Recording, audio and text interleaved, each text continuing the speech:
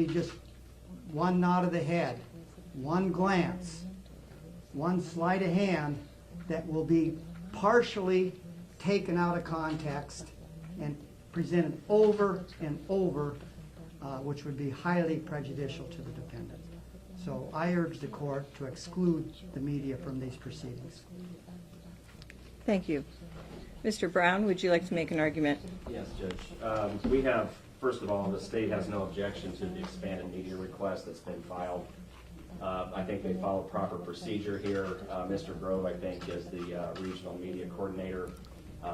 It's very routine in cases that garner some sort of high profile that the media has interest. The Supreme Court has provided rules for the court to follow in allowing media coverage of cases and court proceedings. So we would have no objection to the expanded media request. There's been one request for a video camera, one request for a still camera, again, which is very usual under the circumstances of cases like this. This is certainly not the only high-profile case or case that has garnered media attention in the state of Iowa. So we have no objection to the media, expanded media request.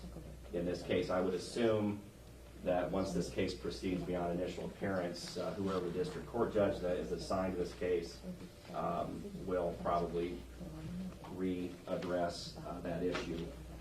Secondly, there's been a motion filed. I just got this whenever I walked in this afternoon, but a motion for private hearing pursuant to Iowa Rule of Criminal Procedure 2.24.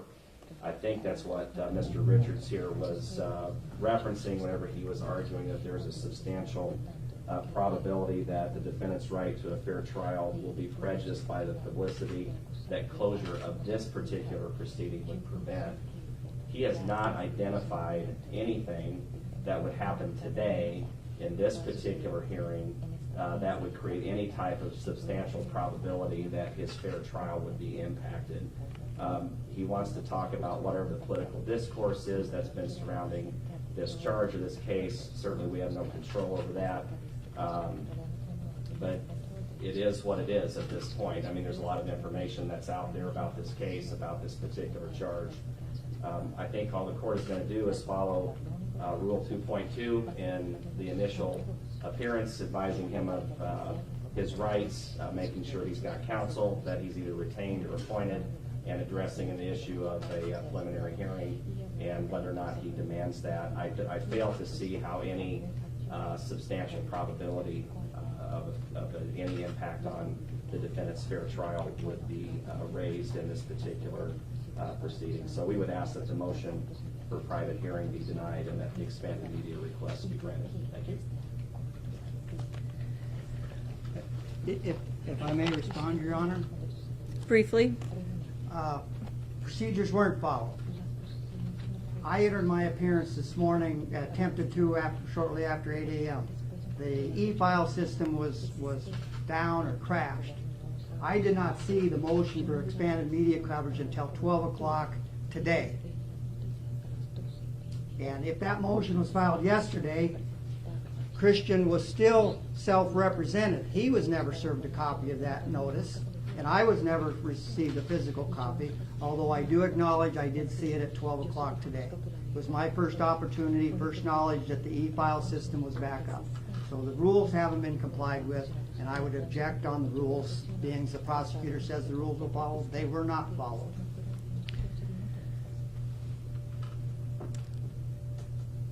Mr. Richards, I'm aware of the fact that we had technical difficulties this morning with the e-filing system that the Iowa judicial system uses.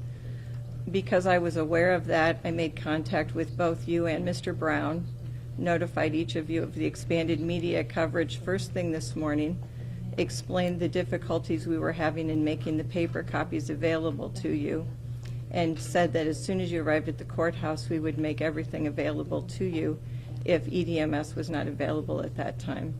I believe we've followed the procedures that are available to us, and we have gone out of our way to make sure that while we were having technical difficulties throughout the state, that we were making you aware of things that were being filed.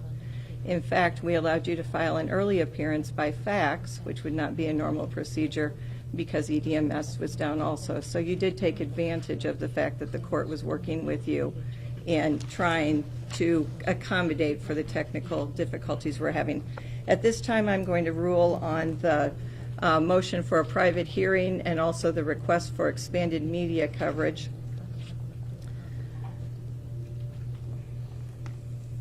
With a reminder to everyone that the defendant will not be asked to make any statements related to facts in this case today, I make the following finding. The defendant's right to a fair trial is not prejudiced by the publicity as related to the initial appearance. Reasonable alternatives have been established, including limiting media coverage to one video camera and one still camera. Today's initial appearance will be held in open court, and the media will be allowed to stay in the courtroom. Mr. Richards, you also filed a motion for a gag order, and in discussions that were held off the record prior to today's hearing, you indicated that you intended for that gag order to be heard by a district court judge. Is that still your intent? I believe that's the proper procedure, Your Honor. Okay. I will file a calendar entry asking the district court to set that for hearing.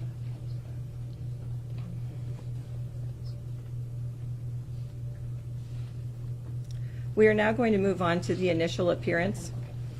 Mr. Rivera, this is your initial appearance on the charge of murder in the first degree and on an immigration detainer notice of action filed by the Department of Homeland Security. The purpose of an initial appearance is to make sure you understand the charges against you, to review any request for an appointment of an attorney, to set further proceedings or court dates in this matter, and to discuss your terms of release from jail. Mr. Rivera, do you have any questions about the things we'll be covering today? No. Mr. Rivera, you have been charged with murder in the first degree in violation of Iowa Code Section 707.2 sub 1 sub A, a Class A felony. Mr. Rivera, have you been given copy of this paperwork? Yes. The Department of Homeland Security has filed an immigration detainer notice of action for you. Mr. Rivera, have you received a copy of this paperwork? I believe so. Mr. Rivera, I'm now going to review rights that every defendant has in a criminal action. These include the following. You have the right to an attorney. Every defendant has the right to retain legal counsel and shall be allowed reasonable time and opportunity to consult an attorney. In the event you are indigent and desire counsel, and if the offense is a serious misdemeanor or greater, an attorney can be appointed to represent you. Mr. Rivera, at this time you are represented by a privately retained attorney, Alan Richards. Do you wish to continue with this private representation, or do you wish to file an application for a court-appointed attorney? No, with Richard. Mr. Rivera, if at any time today, during today's proceedings, you wish to talk to your attorney, please let me know and I'll stop today's hearing. Okay. Next, you have the right to be released from custody. Every defendant in custody has the right, subject to conditions, to be released from custody pending judgment. A defendant may be released from custody on his or her own personal recognizance or on conditions as the court determines, as will reasonably assure the defendant's appearance as required and will reasonably assure the public's safety. If the court imposes conditions for defendant's release and defendant is unable to meet these conditions, the defendant has the right to request a bond review hearing. If the defendant is indigent and unable to retain legal counsel, the court will appoint an attorney to represent you for the purposes of this bond review hearing. Next, you have the right against self-incrimination. A defendant is not required to make any statement concerning the offense charged to the court, to any law enforcement officer, or to any other person. But if the defendant makes any such statements, those statements can be used against the defendant. And finally, defendants have a right to trial. Every defendant has the right to a trial and to be tried by a jury if requested. At such trial, defendant has the right to assistance of counsel. the right to confront and cross-examine witnesses against him, the right not to be compelled to incriminate himself, and the right to subpoena the attendance of any witness on your behalf. Mr. Rivera, do you have any questions about the rights I've just gone through? No. Next, we're going to discuss the next steps in your case. The next step would be a preliminary hearing. The purpose of a preliminary hearing is for the court to determine whether there is probable cause to believe that an offense has been committed and that the defendant committed it. A defendant charged with a public offense other than a simple misdemeanor is entitled to a preliminary hearing with two exceptions. One is if trial information is filed against the defendant by the prosecutor, or two, the defendant waives the preliminary hearing on the record. Mr. Rivera, do you wish to waive your preliminary hearing today, or do you wish to have it scheduled?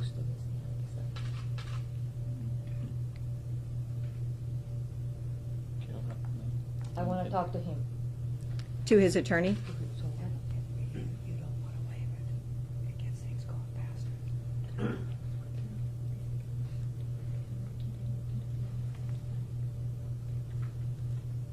Tell her no.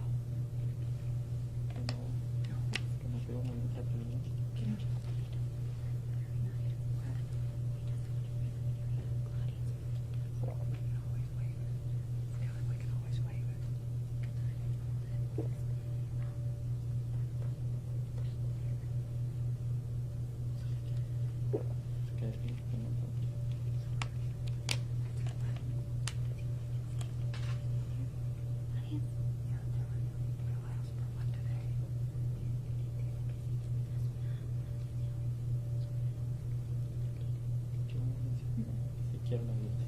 Yes, I want a hearing. Mr. Rivera, I will schedule your preliminary hearing on September 4th, 2018 at 1 p.m. Judge, may I be heard on that date? Yes.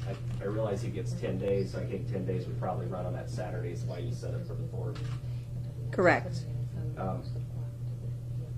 Monday is a holiday. I understand. We are making plans to have the trial information and minutes done, and would anticipate having it done by the 31st. If you want to set it for that day, so we get it ahead of the holiday, that's what we would suggest. If we need, I guess, to the 4th, we can let the court know that our plan is to have it done by that Friday, August 31st. If you could give us an afternoon time, that would be nice for us. So if we can get that done, thanks.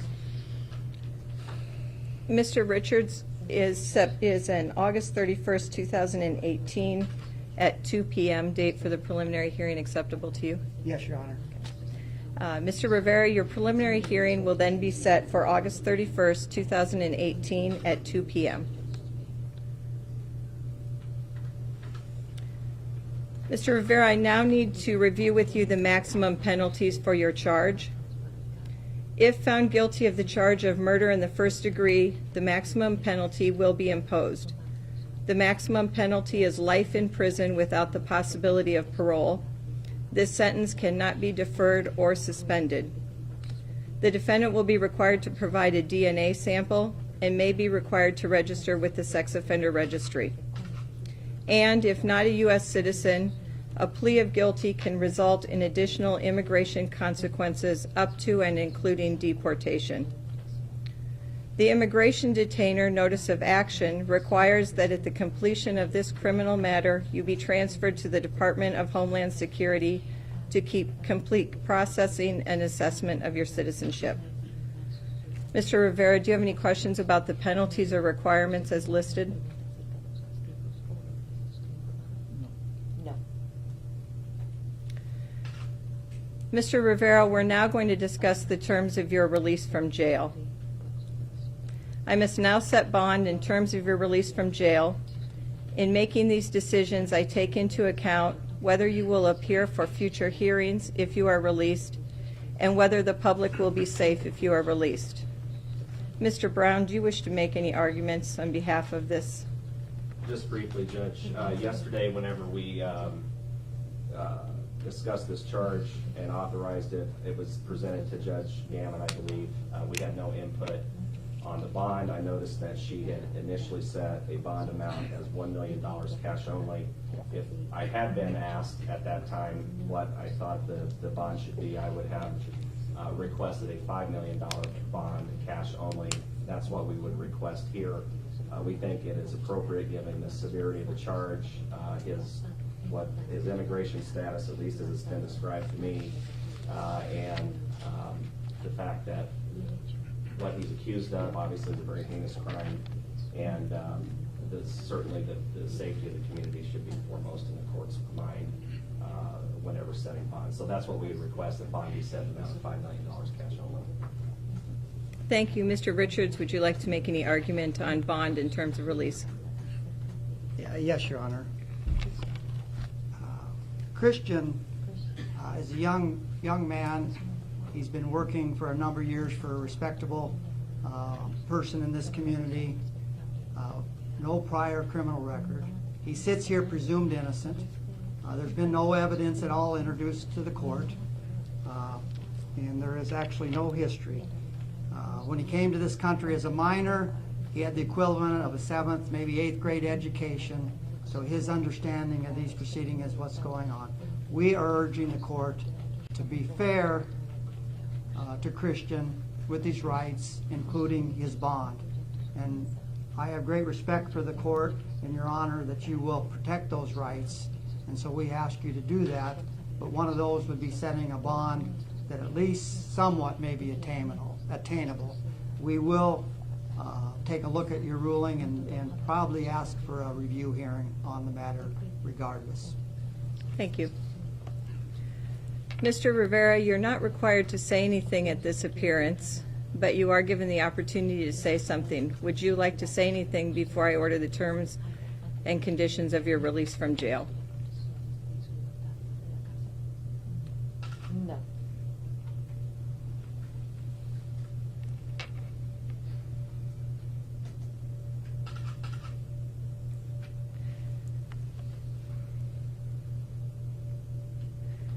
Mr. Rivera, the following terms of release from jail are ordered. Bond in the amount of $5 million, cash only, in the name of the defendant only, and only after approval for pretrial release by the Department of Corrections. If released, you may not leave Poweshiek County, Iowa without written consent of the court. You must turn over your passport or any other travel documents issued by the United States or any other country to the Poweshiek County Sheriff's Office within 24 hours of this initial appearance.